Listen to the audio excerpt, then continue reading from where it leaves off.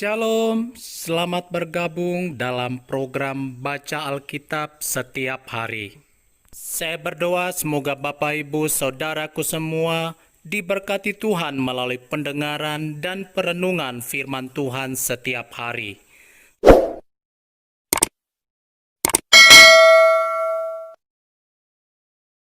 Satu Samuel pasal 13. Ketidaktaatan Saul waktu orang Filistin datang menyerang. Saul berumur sekian tahun ketika ia menjadi raja. 2 tahun ia memerintah atas Israel. Saul memilih 3.000 orang dari antara orang Israel. 2.000 orang ada bersama-sama dengan Saul di Mikmas dan di pegunungan Betel. Sedang 1.000 orang ada bersama-sama dengan Yonatan di Gibea Benyamin. Tetapi selebihnya dari rakyat itu disuruhnya pulang masing-masing ke kemahnya. Yonatan memukul kalah pasukan pendudukan orang Filistin yang ada di Geba. Dan hal itu terdengar oleh orang Filistin. Karena itu Saul menyuruh meniup sangkakala di seluruh negeri. Sebab pikirnya, biarlah orang Ibrani mendengarnya. Demikianlah seluruh orang Israel mendengar kabar bahwa Saul telah memukul kalah pasukan pendudukan orang Filistin. Dan dengan demikian, orang Israel dibenci oleh orang Filistin. Kemudian dikerahkanlah rakyat itu untuk mengikuti Saul ke Gilgal. Adapun orang Filistin telah berkumpul untuk berperang melawan orang Israel dengan 3.000 kereta, 6.000 orang pasukan berkuda, dan pasukan berjalan kaki sebanyak pasir di tepi laut. Mereka bergerak maju dan berkemah di Mikmas, di sebelah timur Bet Awen. Ketika dilihat orang-orang Israel bahwa mereka terjepit sebab rakyat memang terdesak, maka larilah rakyat bersembunyi di gua, Keluk Batu, Bukit Batu, Liang Batu, dan Perigi. Malah ada orang Ibrani yang menyeberangi arungan sungai Yordan menuju tanah Gad dan Gilead. Sedang Saul masih di Gilgal, dan seluruh rakyat mengikutinya dengan gemetar.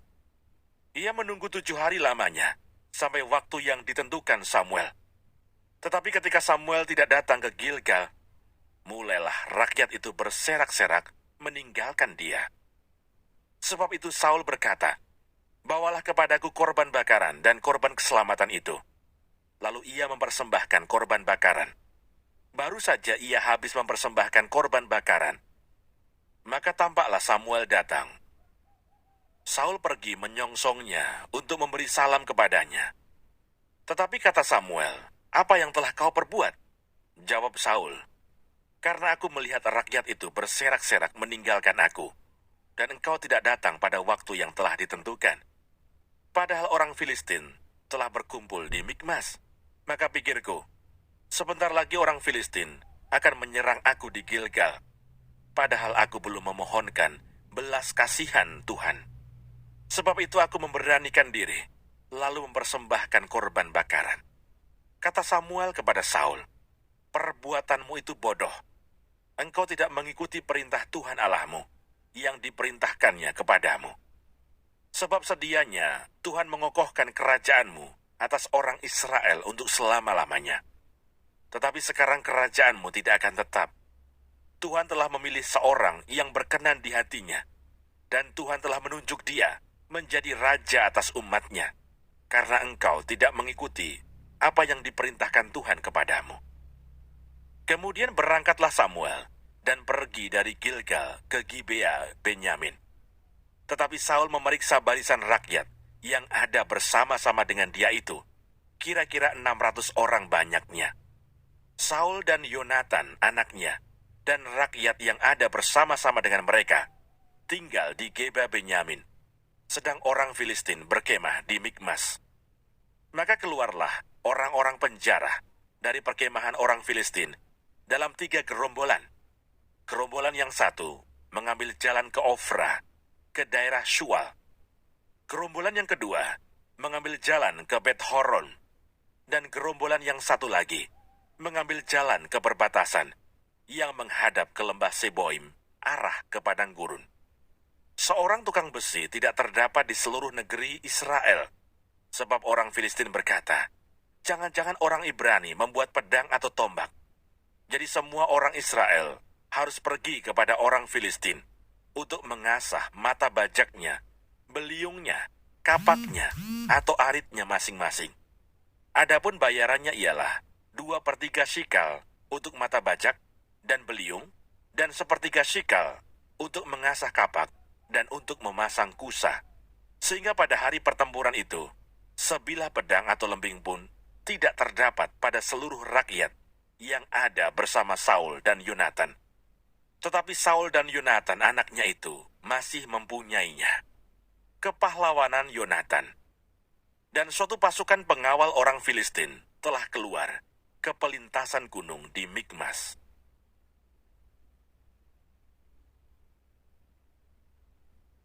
Satu Samuel pasal 14. Pada suatu hari, Yonatan bin Saul berkata kepada bujang pembawa senjatanya, "Mari kita menyeberang ke dekat pasukan pengawal orang Filistin yang di sebelah sana." Tetapi tidak diberitahukannya hal itu kepada ayahnya. Adapun Saul duduk di ujung Gibea, di bawah pohon delima yang di Migron, dan rakyat yang ada bersama-sama dengan dia itu kira-kira 600 orang banyaknya. Ahia, anak Ahitub, saudara Ikabod, anak Pinehas, anak Eli, imam Tuhan di Silo, dialah yang memakai baju efod pada waktu itu. Tetapi rakyat tidak tahu tentang perginya Yonatan itu. Di antara pelintasan-pelintasan bukit yang dicoba Yonatan menyeberanginya ke arah pasukan pengawal orang Filistin, ada ujung bukit batu di sebelah sini dan ada ujung bukit batu di sebelah sana. Yang satu bernama Boses, yang lain bernama Seni. Ujung yang satu berdiri di sebelah utara, di tentangan Mikmas, yang lain di sebelah selatan, di tentangan Geba. Berkatalah Yonatan kepada bujang pembawa senjatanya itu, "Mari kita menyeberang ke dekat pasukan pengawal orang-orang yang tidak bersunat ini. Mungkin Tuhan akan bertindak untuk kita. Sebab bagi Tuhan tidak sukar untuk menolong, baik dengan banyak orang maupun dengan sedikit orang." Lalu jawab pembawa senjatanya itu kepadanya, "Lakukanlah niat hatimu itu. Sungguh aku sepakat." Kata Yonatan, "Perhatikan, kita menyeberang ke dekat orang-orang itu dan memperlihatkan diri kepada mereka. Apabila kata mereka kepada kita begini, 'Berhentilah sampai kami datang padamu,' maka kita tinggal berdiri di tempat kita dan tidak naik mendapatkan mereka. Tetapi apabila kata mereka begini, 'Naiklah kemari,' maka kita akan naik. Sebab kalau demikian, Tuhan telah menyerahkan mereka ke dalam tangan kita. Itulah tandanya bagi kita." Ketika mereka keduanya memperlihatkan diri kepada pasukan pengawal orang Filistin, berkatalah orang Filistin itu, "Lihat, orang-orang Ibrani keluar dari lobang-lobang tempat mereka bersembunyi." Orang-orang dari pasukan pengawal itu berseru kepada Yonatan dan pembawa senjatanya, katanya, "Naiklah kemari, maka kami akan menghajar kamu." Lalu kata Yonatan kepada pembawa senjatanya, "Naiklah mengikuti aku, sebab Tuhan telah menyerahkan mereka ke dalam tangan orang Israel." Maka naiklah Yonatan merangkak ke atas dengan diikuti oleh pembawa senjatanya.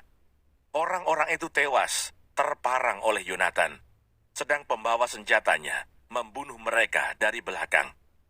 Kekalahan yang pertama ini, yang ditimbulkan Yonatan dan pembawa senjatanya itu, besarnya kira-kira 20 orang dalam jarak kira-kira setengah alur dari sepembajakan ladang.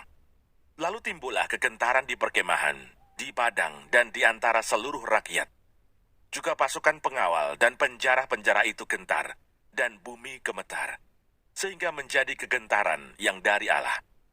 Ketika peninjau-peninjau Saul di Gibea Benyamin melihat hal itu, dan sesungguhnya orang ramai seperti ombak berjalan ke sana kemari, berkatalah Saul kepada tentara yang bersama-sama dengan dia itu, "Periksalah barisan dan lihatlah siapa yang pergi daripada kita."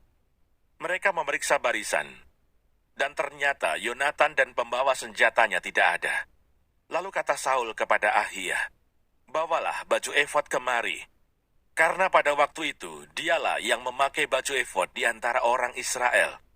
Tetapi sedang Saul berbicara kepada imam itu, maka kian lama kian bertambahlah keributan di perkemahan orang Filistin. Sehingga Saul berkata pula kepada imam itu, "Biarlah." Kemudian berkumpullah Saul dan seluruh rakyat yang bersama-sama dengan dia itu. Dan ketika mereka sampai ke tempat pertempuran, tampaklah setiap orang menikam temannya dengan pedang. Suatu huru-hara yang sangat besar. Lagi pula orang-orang Ibrani yang telah lama tinggal pada orang Filistin dan yang telah ikut maju dalam tentara mereka, mereka juga berbalik untuk bergabung dengan orang-orang Israel yang ada bersama-sama dengan Saul dan Yonatan. Bahkan ketika semua orang Israel yang telah bersembunyi di pegunungan Efraim mendengar bahwa orang Filistin telah lari, orang-orang itu pun bergabung dengan mereka dalam pertempuran. Demikianlah Tuhan menyelamatkan orang Israel pada hari itu. Pertempuran itu meluas sampai lewat Bet-Awen. Yonatan dibebaskan dari kutuk. Ketika orang-orang Israel terdesak pada hari itu, Saul menyuruh rakyat mengucapkan kutuk, katanya. "Terkutuklah orang yang memakan sesuatu sebelum matahari terbenam, dan sebelum aku membalas dendam terhadap musuhku. Sebab itu tidak ada seorang pun dari rakyat yang memakan sesuatu." Dan seluruh orang itu sampailah ke suatu hutan, dan di sana ada madu di tanah. Ketika rakyat sampai ke hutan itu, tampaklah ada di sana madu meleleh, tetapi tidak ada seorang pun yang mencedokkannya ke mulutnya dengan tangan, sebab rakyat takut kepada sumpah itu. Tetapi Yonatan tidak mendengar bahwa ayahnya telah menyuruh rakyat bersumpah.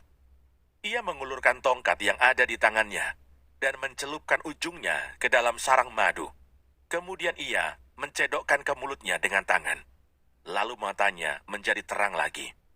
Dan seorang dari rakyat berbicara, katanya, "Ayahmu telah menyuruh rakyat bersumpah dengan bersungguh-sungguh," katanya. "Terkutuklah orang yang memakan sesuatu pada hari ini, sebab itu rakyat letih lesu." Lalu kata Yonatan, "Ayahku mencelakakan negeri. Coba lihat bagaimana terangnya mataku setelah aku merasai sedikit dari madu ini. Apalagi jika sekiranya rakyat pada hari ini boleh makan dengan bebas dari jarahan musuhnya yang telah didapatnya. Tetapi sekarang tidaklah besar kekalahan di antara orang Filistin." Dan pada hari itu, mereka memukul kalah orang Filistin dari Mikmas sampai ke Ayalon. Rakyat sudah sangat letih lesu. Sebab itu rakyat menyambar jarahan. Mereka mengambil kambing domba, lembu, dan anak lembu, menyembelihnya begitu saja di atas tanah dan memakannya dengan darahnya. Lalu diberitahukanlah kepada Saul demikian, "Lihat, rakyat berdosa terhadap Tuhan dengan memakannya dengan darahnya." Dan ia berkata, "Kamu berbuat khianat. Gulingkanlah sekarang juga sebuah batu besar kemari." Kata Saul pula, "Berserak-seraklah di antara rakyat, dan katakan kepada mereka, setiap orang harus membawa lembunya atau dombanya kepadaku. Sembelihlah itu di sini, maka kamu boleh memakannya. Tetapi janganlah berdosa terhadap Tuhan dengan memakannya dengan darahnya." Lalu setiap orang dari seluruh rakyat membawa serta pada malam itu lembunya, dan mereka menyembelihnya di sana. Saul mendirikan mezbah bagi Tuhan. Inilah mezbah yang mula-mula sekali didirikannya bagi Tuhan. Lagi kata Saul, "Marilah kita pada malam ini mengejar orang Filistin dan menjarahi mereka sampai fajar menyingsing. Dan janganlah kita biarkan hidup seorang pun dari mereka." Jawab mereka itu, "Perbuatlah apa yang kau pandang baik." Tetapi imam berkata, "Marilah kita dahulu tampil menghadap Allah di sini."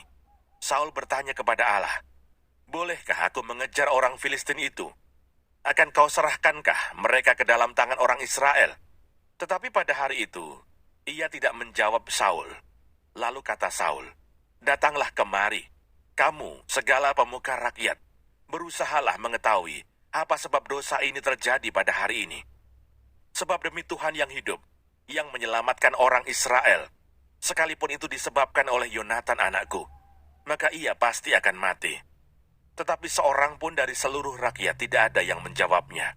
Kemudian berkatalah ia kepada seluruh orang Israel, "Kamu berdiri di sebelah yang satu, dan aku serta anakku Yonatan akan berdiri di sebelah yang lain." Lalu jawab rakyat kepada Saul, "Perbuatlah apa yang kau pandang baik." Lalu berkatalah Saul, "Ya Tuhan Allah Israel, mengapa engkau tidak menjawab hamba-Mu pada hari ini? Jika kesalahan itu ada padaku atau pada anakku Yonatan, ya Tuhan Allah Israel, tunjukkanlah kiranya Urim. Tetapi jika kesalahan itu ada pada umat-Mu Israel, tunjukkanlah Tumim." Lalu didapati Yonatan dan Saul, tetapi rakyat itu terluput. Kata Saul, "Buanglah undi antara aku dan anakku Yonatan." Lalu didapati Yonatan. Kata Saul kepada Yonatan, "Beritahukanlah kepadaku apa yang telah kau perbuat."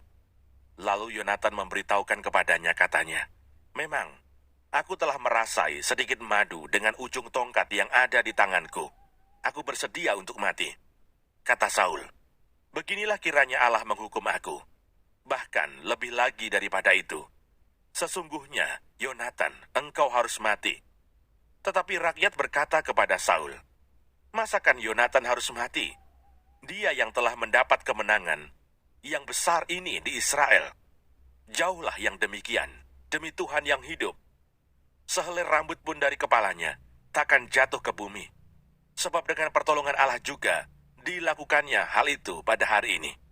Demikianlah rakyat membebaskan Yonatan, sehingga ia tidak harus mati." Maka pulanglah Saul setelah mengejar orang Filistin, dan orang Filistin itu pun kembali ke tempat kediamannya. Catatan tentang musuh-musuh dan keluarga Saul. Setelah Saul mendapat jabatan raja atas Israel, maka berperanglah ia ke segala penjuru melawan segala musuhnya, melawan Moab, Bani Amon, Edom, raja-raja negeri Soba, dan orang Filistin.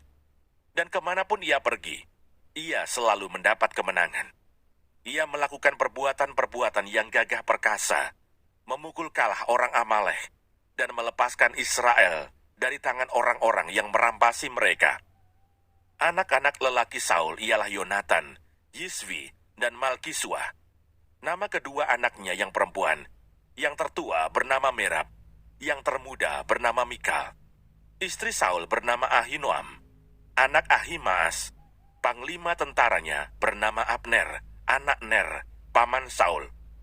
Kis ayah Saul dan Ner ayah Abner adalah anak-anak Abiel. Hebat peperangan melawan orang Filistin selama zaman Saul, dan semua pahlawan dan orang gagah perkasa yang dilihat Saul dikumpulkannya kepadanya.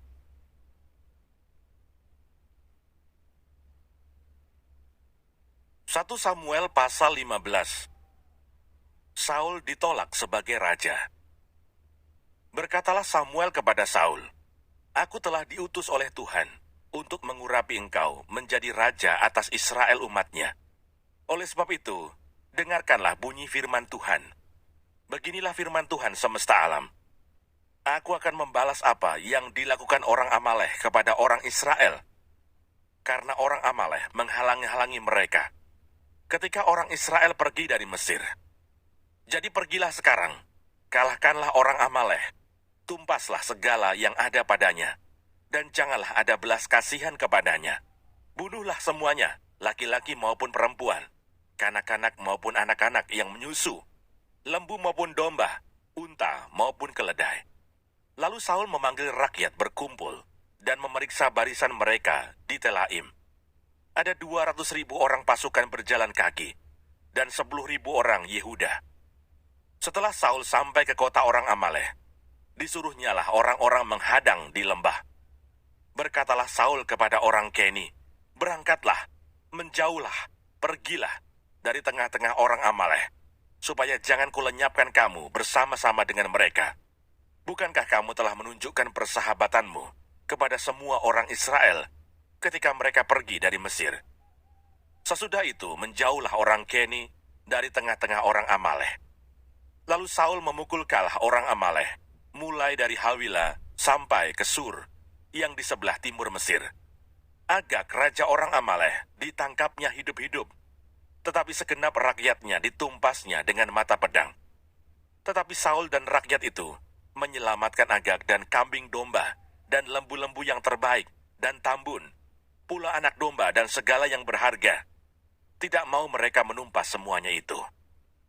Tetapi segala hewan yang tidak berharga dan yang buruk, itulah yang ditumpas mereka. Lalu datanglah firman Tuhan kepada Samuel demikian. Aku menyesal karena aku telah menjadikan Saul raja, sebab ia telah berbalik daripada aku dan tidak melaksanakan firman-Ku. Maka sakit hatilah Samuel, dan ia berseru-seru kepada Tuhan semalam-malaman. Lalu Samuel bangun pagi-pagi untuk bertemu dengan Saul. Tetapi diberitahukan kepada Samuel demikian. Saul telah ke Karmel tadi, dan telah didirikannya baginya suatu tanda peringatan. Kemudian ia balik dan mengambil jurusan ke Gilgal. Ketika Samuel sampai kepada Saul, berkatalah Saul kepadanya, "Diberkatilah kiranya engkau oleh Tuhan. Aku telah melaksanakan firman Tuhan." Tetapi kata Samuel, "Kalau begitu, apakah bunyi kambing domba yang sampai ke telingaku dan bunyi lembu-lembu yang kudengar itu?" Jawab Saul, "Semuanya itu dibawa daripada orang Amalek, sebab rakyat menyelamatkan kambing domba dan lembu-lembu yang terbaik dengan maksud untuk mempersembahkan korban kepada Tuhan Allahmu. Tetapi selebihnya telah kami tumpas." Lalu berkatalah Samuel kepada Saul, "Sudahlah, aku akan memberitahukan kepadamu apa yang difirmankan Tuhan kepadaku tadi malam." Kata Saul kepadanya, "Katakanlah." Sesudah itu berkatalah Samuel, "Bukankah engkau, walaupun engkau kecil pada pemandanganmu sendiri, telah menjadi kepala atas suku-suku Israel? Dan bukankah Tuhan telah mengurapi engkau menjadi raja atas Israel? Tuhan telah menyuruh engkau pergi dengan pesan, 'Pergilah, tumpaslah orang-orang berdosa itu,' yakni orang Amalek. Berperanglah melawan mereka sampai engkau membinasakan mereka. Mengapa engkau tidak mendengarkan suara Tuhan? Mengapa engkau mengambil jarahan dan melakukan apa yang jahat di mata Tuhan?" Lalu kata Saul kepada Samuel, "Aku memang mendengarkan suara Tuhan dan mengikuti jalan yang telah disuruh Tuhan kepadaku, dan aku membawa Agag raja orang Amalek. Tetapi orang Amalek itu sendiri telah kutumpas. Tetapi rakyat mengambil dari jarahan itu kambing domba dan lembu-lembu yang terbaik dari yang dikhususkan untuk ditumpas itu, untuk mempersembahkan korban kepada Tuhan Allahmu di Gilgal." Tetapi jawab Samuel, "Apakah Tuhan itu berkenan kepada korban bakaran dan korban sembelihan, sama seperti kepada mendengarkan suara Tuhan? Sesungguhnya, mendengarkan lebih baik daripada korban sembelihan, memperhatikan lebih baik daripada lemak domba-domba jantan. Sebab pendurhakaan adalah sama seperti dosa bertenung, dan kedegilan adalah sama seperti menyembah berhala dan terafim. Karena engkau telah menolak firman Tuhan, maka ia telah menolak engkau sebagai raja." Berkatalah Saul kepada Samuel, "Aku telah berdosa, sebab telah kulangkai titah Tuhan dan perkataanmu. Tetapi aku takut kepada rakyat. Karena itu, aku mengabulkan permintaan mereka. Maka sekarang ampunilah kiranya dosaku. Kembalilah bersama-sama dengan aku. Maka aku akan sujud menyembah kepada Tuhan." Tetapi jawab Samuel kepada Saul, "Aku tidak akan kembali bersama-sama dengan engkau, sebab engkau telah menolak firman Tuhan. Sebab itu Tuhan telah menolak engkau sebagai raja atas Israel." Ketika Samuel berpaling hendak pergi, maka Saul memegang punca jubah Samuel, tetapi terkoyak. Kemudian berkatalah Samuel kepadanya, "Tuhan telah mengoyakkan daripadamu jabatan raja atas Israel pada hari ini, dan telah memberikannya kepada orang lain yang lebih baik daripadamu. Lagi sang mulia dari Israel tidak berdusta, dan ia tidak tahu menyesal, sebab ia bukan manusia yang harus menyesal." Tetapi kata Saul, "Aku telah berdosa, tetapi tunjukkanlah juga hormatmu kepadaku sekarang, di depan para tua-tua bangsaku, dan di depan orang Israel. Kembalilah bersama-sama dengan aku, maka aku akan sujud menyembah kepada Tuhan Allahmu." Sesudah itu kembalilah Samuel mengikuti Saul, dan Saul sujud menyembah kepada Tuhan. Lalu berkatalah Samuel, "Bawa kemari Agag, raja Amalek itu." Dengan gembira Agag pergi kepadanya, sebab pikirnya, "Sesungguhnya kepahitan maut telah lewat." Tetapi kata Samuel, "Seperti pedangmu membuat perempuan-perempuan kehilangan anak, demikianlah ibumu akan kehilangan anak di antara perempuan-perempuan. Sesudah itu Samuel mencincang Agag di hadapan Tuhan di Gilgal. Kemudian Samuel pergi ke Ramah, tetapi Saul pergi ke rumahnya di Gibea Saul. Sampai hari matinya Samuel tidak melihat Saul lagi. Tetapi Samuel berduka cita karena Saul, dan Tuhan menyesal karena ia menjadikan Saul raja atas Israel.